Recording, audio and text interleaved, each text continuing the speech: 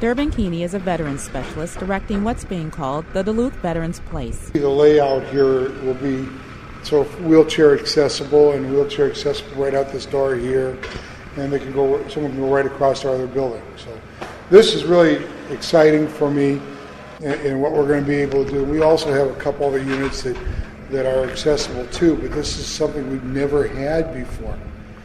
And with some of the people coming back today that are multiply wounded, and there's going to be a need for this.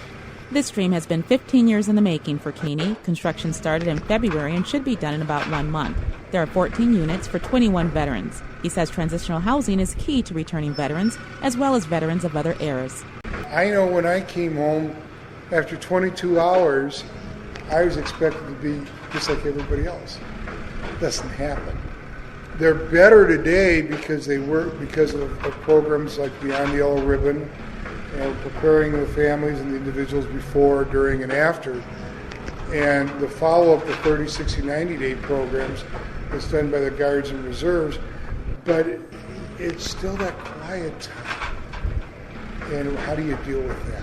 Returning veterans who need housing are looking forward to the completion. Crew Supervisor Dan Gleason says many people stop and ask about the project. We do. We get a lot of feedback from just passersby. So people will stop and say, "Well, is this a vets project? Oh, can't wait till it's finished." And looking to apply to come move in. David Rice is the on-site supervisor for the project. He says working here is personal for him. My grandpa was a was a World War II vet.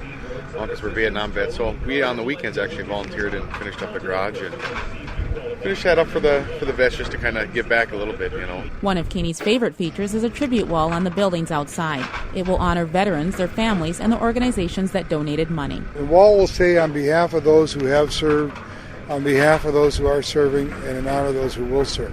And it's been pretty neat. There's been some real interesting stories. One lady told me, I called her up because she bought 2 bricks for her 2 husbands who were both World War II veterans. And I said, do you want them next to one another, or do you want one on top of another, or how do you want it? She says, oh no, I don't want them close to each other. They didn't like each other. So we will make sure that they will be far apart. This will be the only veteran housing program in the nation to use teleconferencing to make it easier for veterans to meet with their caseworkers. Camisha, Montgomery, Wisconsin Public Radio in Superior.